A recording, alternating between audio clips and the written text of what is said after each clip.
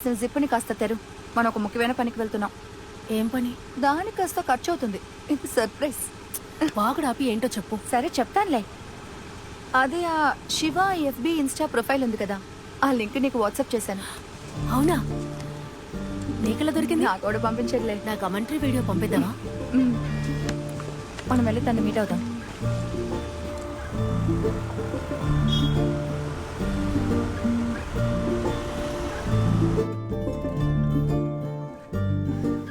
ఊరే నాయనా, ఈ ఏదో కూడా ఉన్నాడండి.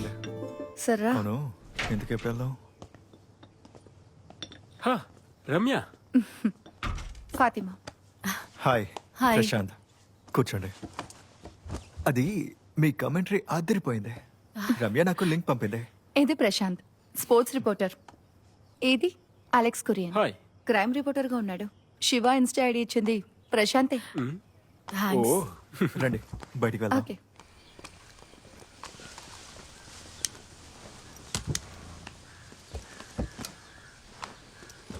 సి, ఈ శివానే ఐఎఫ్ఎల్ కి డెప్యూటీ బ్రాడ్కాస్ట్ డైరెక్టర్.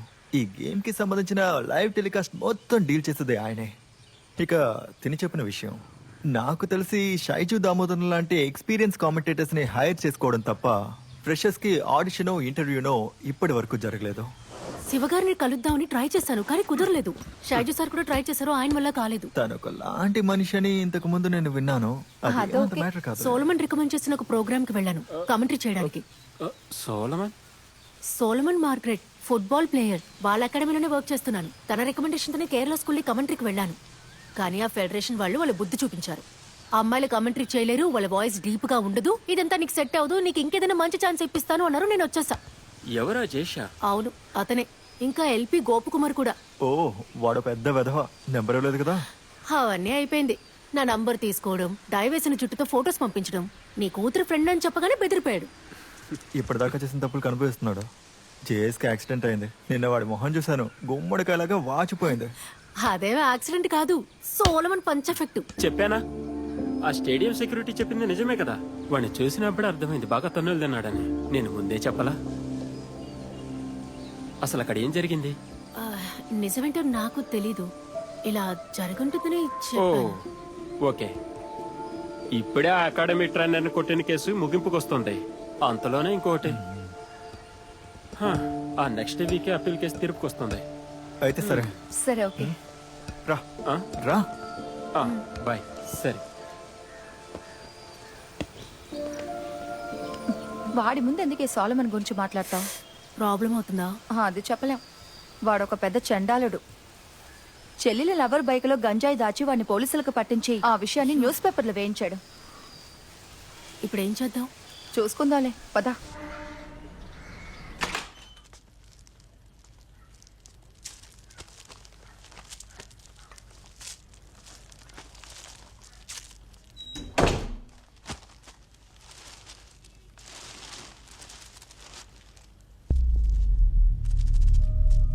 ఛే!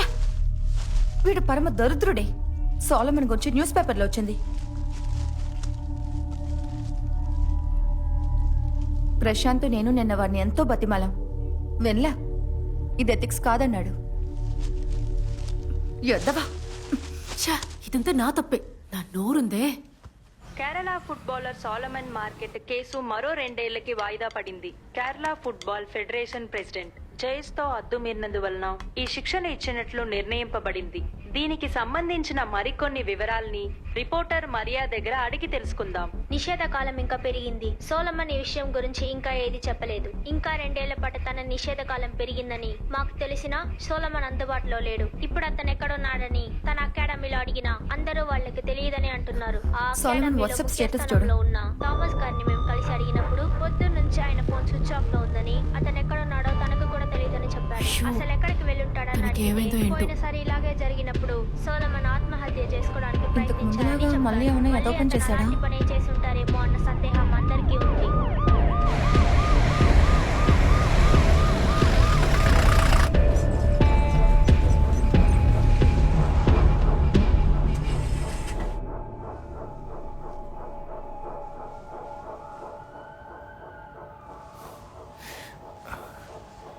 ఫాతిమా, నేను లేచి కూర్చోవాలి.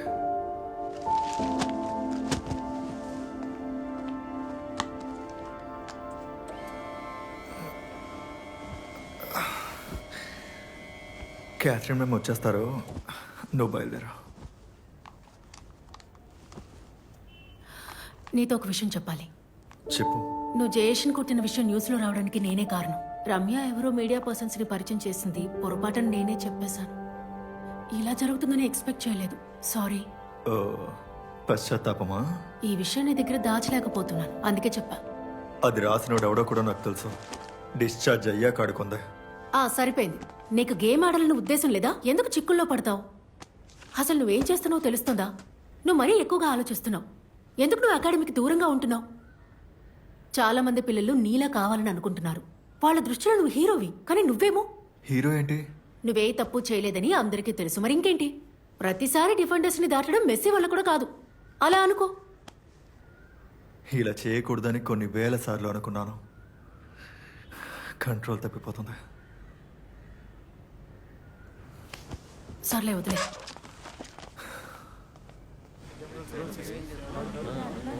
సోల్మాన్, మీరు ఫుట్బాల్ నుంచి తప్పుకుంటున్నారని వదంతులు వస్తున్నాయి, నిజమేనా? ఫుట్బాలే నాకు అంతా. కొంతమందికి నేను విలన్ కావచ్చు, కానీ కొందరికి నేను హీరోనే.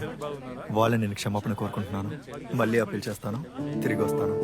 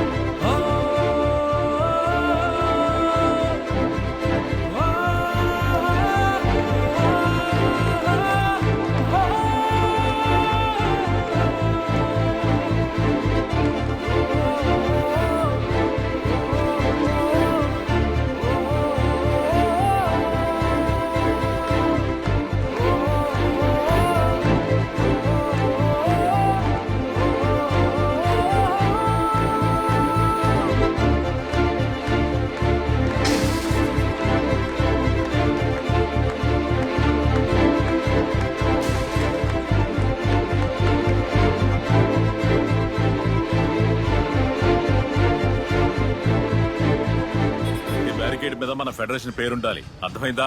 లేదంటే ఐఎఫ్ఎల్ పేరు రాసేస్తారు. అదిగో వాళ్ళిద్దరూ వస్తున్నారు. సార్ మాట్లాడి చూద్దాం. సార్, నన్నెందుకు మీరు శత్రువులా చూస్తున్నారు? ఇతను నా దగ్గర తప్పుగా ప్రవర్తించినందుకు నేను తిరగబడ్డానన్నా? మలపురం గ్రౌండ్ లో జరిగిన దానికి కూడా ఇదే కారణమా? సోలమన్ చేసిన దానికి నేను క్షమాపణ అడుగుతాను. చూడండి సార్, కమెంటరీ చేయడం అంటే నాకు చాలా ఇష్టం. ఇక్కడ నా వల్ల కాకపోతే నేను వెళ్ళిపోతాను మా ఊరికి, మలపురానికి. అక్కడికొచ్చి కూడా మీరు అడ్డుపడకండి. నాతో పోటీ ఏంటి మీకు? నువ్వు ఎటువంటి దానివైనా సరే ఈ మలపురంలో ఏ గ్రౌండ్ కి వెళ్ళలేవు. నేను పంపించిన మెసేజ్ల విషయమే కదా నా వాట్సాప్ హ్యాక్ అయిందని కంప్లైంట్ ఇచ్చా. దానివల్ల నాకేం ప్రాబ్లం లేదులే. చూడు ఫాతిమా బీవి, ఇక నువ్వు ఈ కమెంటరీ అన్నదే మర్చిపో. ఇక టీవీ చూసుకుంటూ కమెంటరీ చెప్పుకో. తర్వాత పొలాల్లో పిల్లలు ఆడుకుంటూ ఉంటారుగా, అక్కడ కమెంటరీ చెప్పుకో. ఏం ప్రాబ్లం ఉండదు. ఒక బంతిని కొట్టకుండా, జెర్సీ వేసుకోకుండా, ఇదిగో ఈ కద్దరేసుకొని ఇక్కడ ఉన్న వాళ్ళందరినీ ఒక ఆట ఆడుకుంటున్నా. ఇలా చూడు, నిన్ను ఈ గ్రౌండ్ నుంచి ఎలా పీకి పారేయాలో నాకు తెలుసు. ప్రెసిడెంట్ సార్, మీకు కావాలంటే క్షమాపణ అడుగుతా. నన్ను క్షమించండి. నువ్వు క్షమించమని అడిగితే ఎలాగైనా క్షమాపణ అడుగుతావా?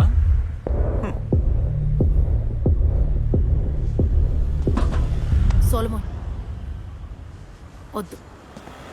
పరా పనికి మాలిన కూడా.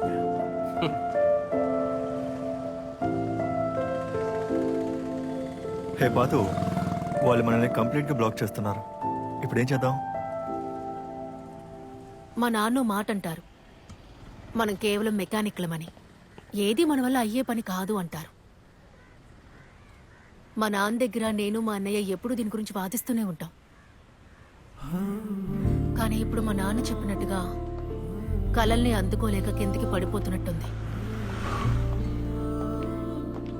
ఏదేమైనా ఈ అలవాటు నా నుంచి తొందరగా పోదు. నేనంత తేలిగ్గా వదలలేను. వదలక్కర్లేదు, మనం వచ్చే సీజన్ లో ట్రై చేద్దాం. నెక్స్ట్ సీజన్ అయినా ఇతను అడ్డుపడకుండా ఉంటాడా? ఇతను ఎప్పటికీ మారడు. నాన్నతో గొడవపడి వేరే వచ్చాను.